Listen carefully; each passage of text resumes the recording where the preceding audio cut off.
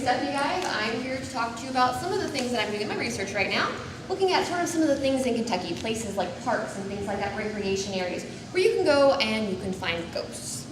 Now, in Kentucky, you have a lot of those famous places. You have things like Waverly Hills, and you have Bobby Mackey's, all those places. Exactly, they're great fun, and everybody knows about them. But there's lots of other little places out there that you might not necessarily have seen or heard about before that have just as good ghosts and ghost stories associated with them. Now, who here is from Kentucky? A bunch of you? Perfect. Now, what I'm actually doing was I'm gathering all these things up. I'm condensing these down into basically what would be a road trip. Like a road trip around Kentucky, stopping at all these little roadside places, some of them bigger than others, that have these great little stories at them. And as you can tell, I'm super technologically inclined here because my computer didn't work, so now I have an iPad that I'm going to show you pretty pictures on. I'm going to walk around and show you all. Sound good? So what I like to hear. All right, yes, this is the title of this thing. It's Forever Long. So I'm good at that. Lots of Kentucky, things that go bump in the night. Kentucky camps, parks, and recreation areas. I have a master's degree in history. That's why it looks like that. I'm sorry. Try to make this as entertaining as possible, I promise. Now, the first thing we wanted to talk about here was why ghosts stay. Now, most people don't really have much of a reason to be talking about this, but as I said, I have a master's degree in history, but I have a little bit of a quirk in there. I've actually been able to see ghosts since I was a very small child. Actually, why I got a master's degree in history. I wanted to go there and research this phenomenon that had been happening to me my entire life in an academic setting, so that's what I did. So I've actually sort of compiled some of the ones we're talking about today, just some of the reasons why ghosts stay in certain places. You have the normal ones, you have those tragic events, someone died here in this awful way, so they're going to hang out and be here just to sit there and try and work through that or get stuck in that emotion. Also going to have those people that have those unfinished business. I left you specific instructions, you did not do it, you did not do what I told you to do, therefore I'm staying here until it gets done. Everyone's heard about those. You have those ones that have those strong emotions. Oh, I'm in love with this person, I can't leave them, they're lost to me. So they're still hanging out too. Also have the ones that are curious. Those are ones you're going to get like when you're dealing with the intelligent hauntings. The ones that know what's going around them. They think something weird's going on, so let's go over there and check it out. Let's see what's going on. Why are these people coming here? What's going on? Let's see what's going on. We can play with them a little bit. Then you have those ghosts that have a specific connection to a place. I was born here, I was living here, this is mine, I don't really care, I'm staying, it's mine.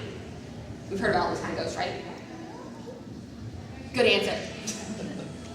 All right, guys. First place we're going to talk about here is my old Kentucky home. Right, seen that one recently? Now when I started putting this all together here, they had not been on Ghost Hunters yet, so I did not plan that one to be there, but my old Kentucky home in Bardstown, Kentucky. Built in originally 1819, this one was built as an expansion on a house that was originally built in 1795 up on top of what they called Federal Hill. The original house there is actually called the Federal Hill Manor. So it has a cemetery there called Federal Hill Cemetery. Great fun. Now it's built by John and Anna Rowan, and they were made famous by their cousins, Stephen Foster, that little song, My Old Kentucky Home, actually written about his time spent at Federal Hill Manor in Bardstown, Kentucky. Right down the road from Louisville. Not from here, right down the road from Louisville. Not too far away though. Now it is now a state park with a campground and a golf course. You can go down there and hang out, but some things happened there before it was bought by the state that made it a place that had tragedy there. You're going to have the cholera outbreak that happened there. Several members of the family, several members of the slaves they had there, something like 16 people ended up dying right there on the property that we know of cholera during a very, very short period of time. We also have John Rowan Jr., John Sr.'s son, and his wife both died there on the property. Now when you're dealing with John Rowan Jr., that's when you're going to get into a really, truly tragic tale that you're going to find anytime you go to my old Kentucky home. Actually go on through a tour there, and they will take you into one of the rooms on the second floor and show you a particular window. Now keep in mind that during this time period, there's no air conditioning. So on hot summer nights, what you do is you open up your windows and you hope for a cross breeze. That's all you can do. So at this point in time, John Rowan Jr.'s daughter, I believe, had came down with one of the fevers, scarlet fever or something along those lines at the time. He'd been up with her all night long, hoping this little girl is going to survive. He is exhausted. So he gets up to go to bed. He's sitting in the windowsill, gets up to go to bed and lay down. Unfortunately, he's exhausted enough that he gets up and he walks out the window as opposed to back in the house. Walks right out the window and immediately dies. Now his wife also ends up dying there. So you're going to have lots of people inside that house that leave that imprint on the area. But one of the things that is a little more fun ghost story in my mind that happens there actually doesn't happen at the manor. Happens at Federal Hill Cemetery. If you've ever been to my old Kentucky home, you know as soon as you walk out that beautiful visitor center, immediately to your left you see a little tiny graveyard that got all manicured, looks really cute behind a little tiny wall. And there is a single obelisk right there in the middle of it. We'll walk around so you guys can see this a little bit. It's this one right here, a little white one right there, see it? Very pretty, very traditional style, just a little white obelisk, sort of Egyptian style there. And that is for Mr. John Rowan Sr. Now, Mr. John Rowan, he was a senator, among other things, did lots of important things for the state here. But on his death, he knew that his parents never had a single right there, never had a gravestone. And he thought it was be a good homage to them not to have a gravestone on his plot either, you know. Be laid there in the family cemetery where he knew his parents were, but not, you know, he didn't need a marker. He was good at that. And he left very specific instructions that there was not to be a marker left for him to have. Look at that right there. See that right there, guys? So, of course, what do his kids do as soon as he dies? They put up that lovely little obelisk tombstone right there. And what promptly happens? It falls over. Not once, not twice, not 10 times, but constantly. As in, they went through and they actually have masons that will come in there and try and redesign this particular gravestone to keep the obelisk sitting up straight. This has happened ever since he's died, still happens to this day, not as frequently now because they have gone through now with modern techniques to try and stick it down basically, but the obelisk falls over. It's what they call the restless grave. So if you go online and you're looking for these stories, you can actually find stories of the restless grave at Federal Hill Cemetery. Federal Hill Cemetery being my old Kentucky home, it is that very grave right there, and it likes to topple over, always has liked to topple over. So when you're there next time, make sure you take a look and make sure that that particular tombstone is still standing straight up. Now some of the other things you're going to find at my old Kentucky home, you're going to have those figures in the windows. As I told you, Mr. John Rowan Jr. stepped out of the window. Good reason to be hanging out in the window, right? Going to be there, it's where you left, you might want to hang out. Going to find things like that. Also going to have children's voices. Now keep in mind that during that cholera outbreak, a lot of the people that did end up dying were the kids on the property. So they're still there playing. You're going to hear those voices disembodied, not always only in the house, but on the property. You're going to hear people talking about hearing these kids running around. Also have a very creepy doll that likes to move around inside the house. Probably a little, you know, kid probably going on there, but still, no one likes to see those old porcelain dolls moving around. So one of those things that they have happening in that area. Also have the ever-popular shadow figures and turkeys outside the door. Why do I have stupid turkey things? Those shadow figures, same thing, guys. They're looking at the same people. All those people died in that house. There's lots of tragedy, lots of options as to why those things are there. But the next time you're in Bardstown, stop by my old Kentucky home. Don't have to pay to go in there. Go right through the doors. Can't go inside the house without paying, but you can actually go out on the grounds and see where all these things happen and see if you can't get a little bit of a reaction out of them for yourself. Now the next one we're going to talk about here is one of my personal favorites. It is called the Mysterious Grave. It is in Harrodsburg, Kentucky. Anybody know where Harrodsburg is? It's out in the middle of nowhere. Oh, you live there? Yeah. You see the little thing I'm talking about, right? Yeah. It's adorable. So we were going on a road trip, and we ended up looking all over this town to find this place, because I found an address, and we're going here, and we are going to go find this mysterious grave site that I've read so much about. I've gone back in town trying to find records and all this stuff, and went and found this place, and ended up driving around this town for like an hour because we could not figure out where it was. Turns out to be in a park, like actual little kids' playground park area. Like giant playground in the back. Of course, being the adult I am, we played on the playground after we found the gravesite, but you know, had to celebrate somehow. But what this area used to be was a spring, healing springs. One of those places where you go to the grand hotels of the time, Antebellum and South. The grand hotels were where you went for your social life. It's where you had the parties, where you had the gossip, it's where you had the music, it's where you met people. To go to these places is how you ended up raising yourself in social society, social rank, as you will, if you really wanted to do that. Now, some people didn't have to, but if you wanted to get noticed, you went to the hip parties and clubs at these resorts and these hotels like that. This one in particular was a spring hotel, so that's what they were going there for, in theory. But what you're going there for is the parties and the dancing and the things like that. Now what the mysterious grave actually is the grave of a woman who ended up at at this particular hotel in the 1830s. Sorry guys. That's what it looks like right there, still sitting right there. Now what happened is this beautiful woman, a couple of different versions of the story, we're gonna go with the one that I like the best. Beautiful woman arrived at the hotel shortly before, yeah, right there. Shortly before the evening's festivities started, she checked into the hotel under a fake name, that right there. And she proceeded to essentially party with everyone else that was there. Gorgeous woman, dancing with everyone she possibly could, exceedingly charming. She was the one that everyone wanted to talk about. Nobody knew who she was. She had a little air of mystery to it, but she was beautiful. She was charming. Everyone was having a great time. Right there. And so everyone's going along, no big deal. Everyone's having fun.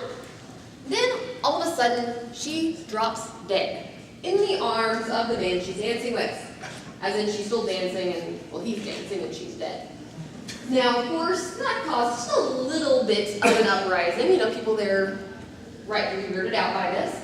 So they are going through and they try and try and try for a couple of weeks to actually figure out who this woman was, is, or anything like that. So they return her body to her family.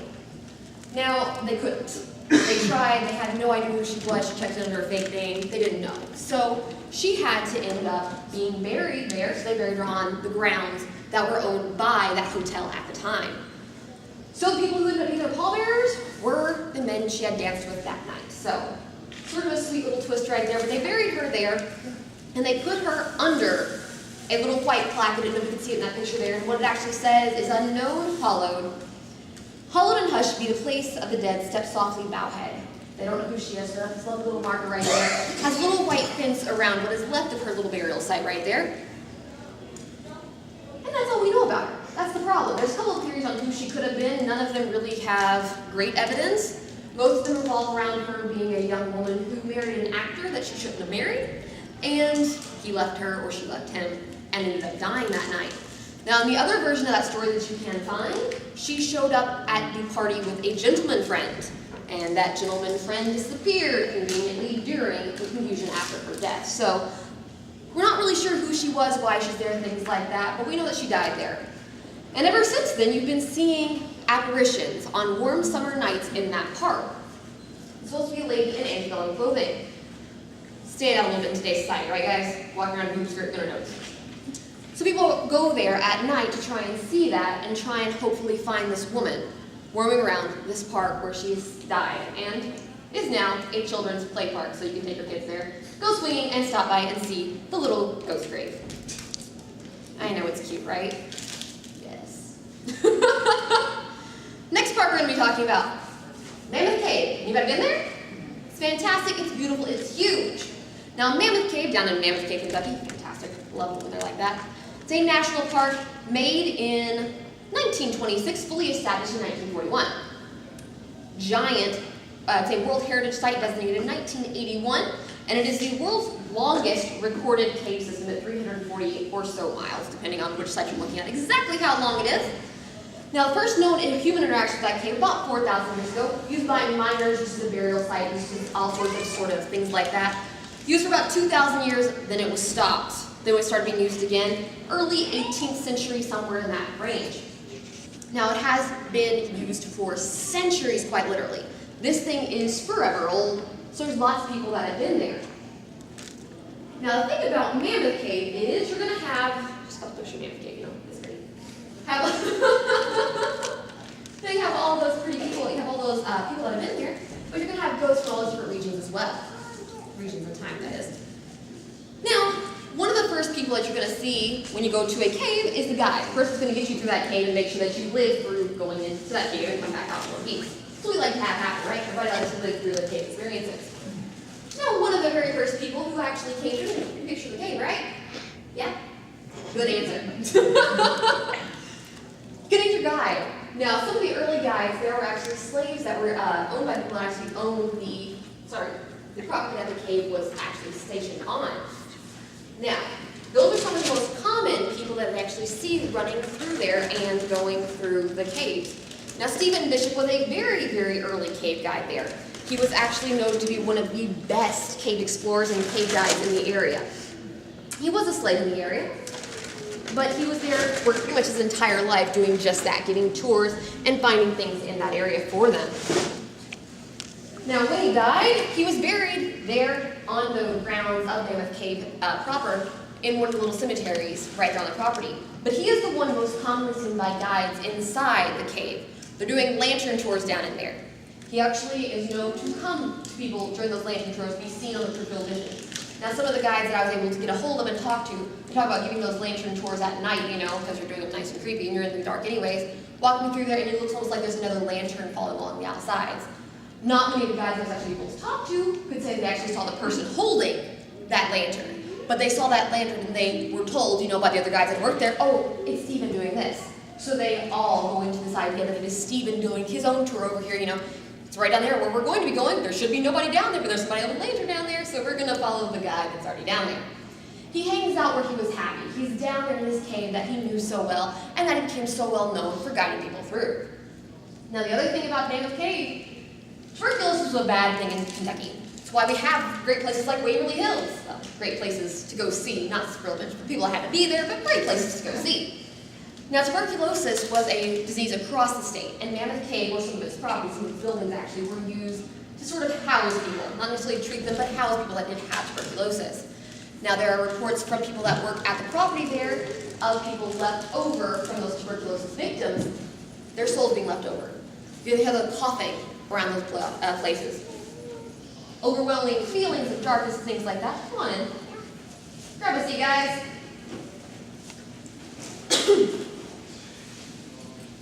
Now, those tuberculosis victims, they don't have a lot of interaction with people. Generally around some of the cabins and areas like that is where they're going to be seen. And by seeing, I mean you're going to be seeing dark figures, people laying down. One particular little rock they seem to be very fond of hanging out on. Hearing that coughing around that. Also going to be seeing disembodied voices. It's been a long weekend, guys. I am seeing disembodied voices. It's a bad sign.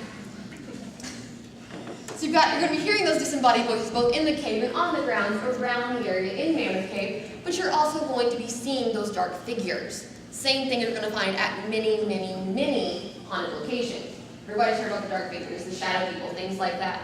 Not necessarily bad guys, not necessarily good guys, just weaker spirits that are hanging out, making themselves known. So next time you're at Mammoth Cave, make sure that the shadows you see around you aren't moving on their own. They're not supposed to do that, and to make sure that doesn't happen. Gonna change it up just a little bit here for the next one, guys. Anybody hear of the Pope Lick monster? Anybody? Heard of Pope Lick monster? Yeah. What is he? Is it the one with the goat man on the railroad track? Is a goat man on a railroad track. I'm currently in Louisville, Kentucky, guys. So, while wandering around the city and basically talking to people in the area, you get to hear all these great little ghost stories about the things that happen in your city. Now, one of the ones that sort of caught my interest very early on was the idea of the Pope Lick monster. Now, the Pope Lick monster is supposed to be about 6-7 feet tall, sort of a goat mixed with a man kind of deal. Hangs out on the Pope Lick train bridge where he gets his name, and either jumps down onto cars from the Pope Lick trestle, which is about 100 feet tall, or he chases people onto the trestle so that they then die when a train comes across and kills them. Do I put much stock in the idea that there's an actual 7-foot tall goat man running around? No, not at all. But if you look back at the stories, you actually find something that goes back to a little bit different of the story. It's an active train bridge there in Kentucky. Now, there has been reports from all across the country for a great many years now of what they call phantom trains. Basically a light over where there was or currently is a train bridge that either draws people into the path of this train, or you will see or hear rather, a train go past when there is no train there. Now that is what a lot of what you get reports of down by the Pope Lick trestle nowadays. That's what it looks like there, guys. Now the thing about the Pope Lick trestle there is that there is a walking trail directly underneath it, as well as a creek and a road. So there are constantly people coming into this area, walking around, checking this whole thing out, just to be able to see exactly what's in the area. Because of that, there are numerous reports over the years of people being able to walk down there and see these dark figures of the giant goat man, but much more commonly, seeing lights on the train track when there is no train to be seen, hearing the rumbling of that train driving past when there's no train to be found, and actually being able to sometimes feel the vibration if they were dumb enough to go up there and actually climb on the bridge themselves. Now, as I said, most of these places are places you can go and actually check out and go right up close to those places and see the history and see these lovely locations. The one thing that you should not do, ever, is work out onto a moving, or a train track that is still in use. Just gotta say that because people still do it to this day, and people do get killed by walking out on these train tracks. But there's a lot of activity there that you can actually witness and things like that down underneath the train trestle in the little area that they built down there for people to sit underneath there and have picnics underneath the very haunted public train trestle. So it looks like there, guys. Where is that? That is in Louisville, Kentucky, off of Taylorsville Road. Taylorsville Road. Thank you. Actually, there's a little walking part there. They have a parking area specifically for this behind the little gas station there. Very well walked little trail back right over there with a perfect little area to have picnics underneath a little shelter. So they know what's going on there, so they try and make that as accessible as possible. Now, if you want to hear more about the Pope Lick Monster, there are several little movies made about it. Some of them better than others. Just be aware to start looking for them. Some of them are interesting and funny. Now, one of the other ones we're going to talk about here today is the Lost River Cave. Anybody ever heard of that one? All right. You've heard of them all. Now, Lost River Cave is down in Bowling Green, Kentucky. It is a very, very little small cave. It has underground boat tours in there. What you basically do is get on a boat, and it takes you into the cave. Now, the fun thing about that particular cave is that it was used for bootlegging during Prohibition, but it also was used as a nightclub. Now, you see, at that point in time, there wasn't such thing as air conditioning for a very long time, but when it was very, very expensive. So they had a great big open flat area inside there, so the entrepreneur who owned the location decided it would be a great thing to walk in there, basically, and play some music, have people dancing and drinking in this little area right inside the cave. And it was a very, very popular location to go do things like that until air conditioning became much more common. Now, the other thing that Lost River Cave specifically is known for is its blue hole. Now, what a blue hole is essentially a bottomless pit. It's got something in Ripley's about being, the shortest, longest river in the world attached to the blue hole right here. Blue hole itself is only about 10 feet deep. They found that out after a while, doing some very scientific studies in there. But that doesn't connect to a much larger underground river down underneath the actual blue hole, which is how it becomes so much longer and things like that. Now, the thing about those blue holes is they are very, very deceiving. Show you guys a picture of what that looks like. It's right there on the corner, right down at the bottom. Bright blue water, doesn't look too bad at all. Great place to go swimming. Now, this was a place that was frequented during the Civil War and things like that by people who, crossing through, doing war and things like that. Gotta stop. Oh, okay, so you know what I'm talking about. So you're gonna be crossing through this area. You might want to stop, might want to take a bath, go for a swim. Gonna relax a little bit when you see a nice little lagoon, essentially like that. The thing about those blue holes is they have a crazy undertow to them. As soon as you get in there, how they actually decided that it was so deep, they tied a rock onto a string, threw it in there, and when they finally hit bottom where the rock stopped moving, that's how deep they decided that blue hole was originally. Now, the only reason it went so far is because of that great undertow under there that connects to the other one. So basically, if you get out into that undertow in here, you are more than likely going to get sucked down into that underwater river and never be seen again. It's very, very deceiving. So lots of people have met untimely ends right there at that beautiful little picturesque lagoon. Now, some of them, it wasn't quite their fault. There was one in particular where a Civil War, people fighting in the Civil War had actually been bringing supplies in a wagon. And next to that blue hole is essentially a sheer rock wall. The wagon went over the rock wall, fell into the blue hole. Some other of these soldiers came down to try and rescue their comrades who had gone down with the wagon, and essentially they all ended up drowning right there.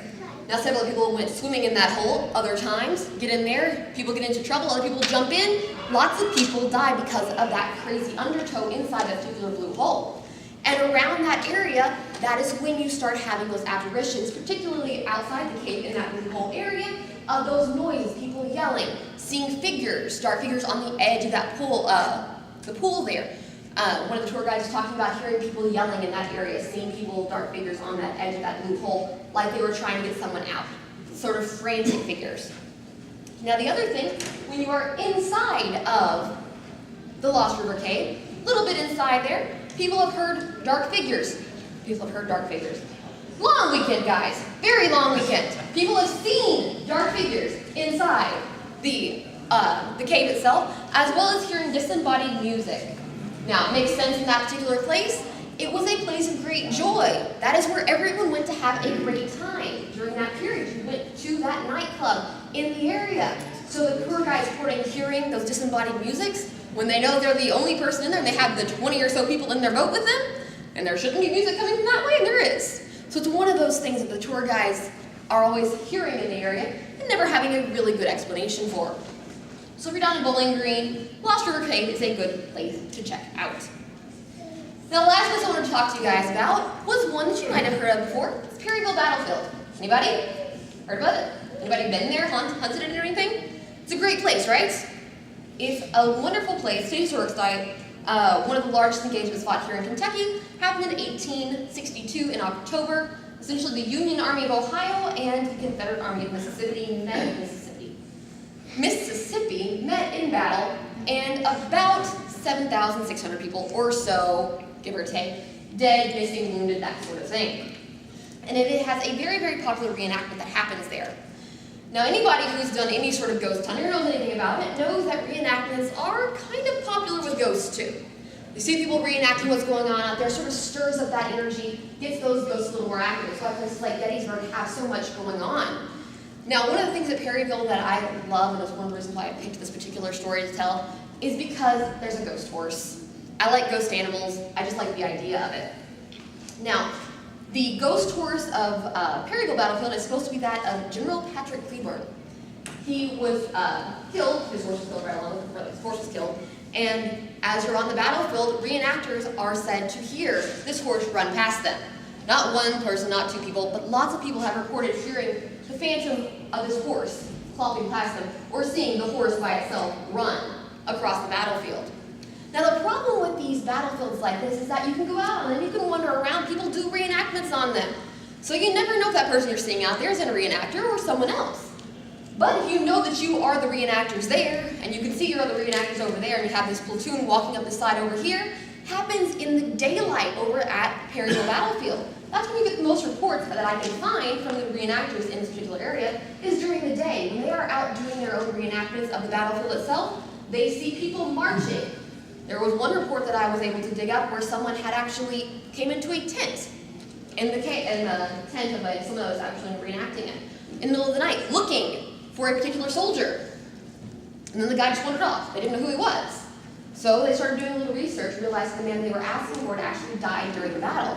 And nobody knew who this guy was. So either he's pulling a very interesting prank on people, or you have those ghosts that are actually reaching out, trying to find those people that fell in battle that they have fought with right there on that battlefield. Now, it's not just the battlefield itself at Perryville that is still haunted. You have the Dye House.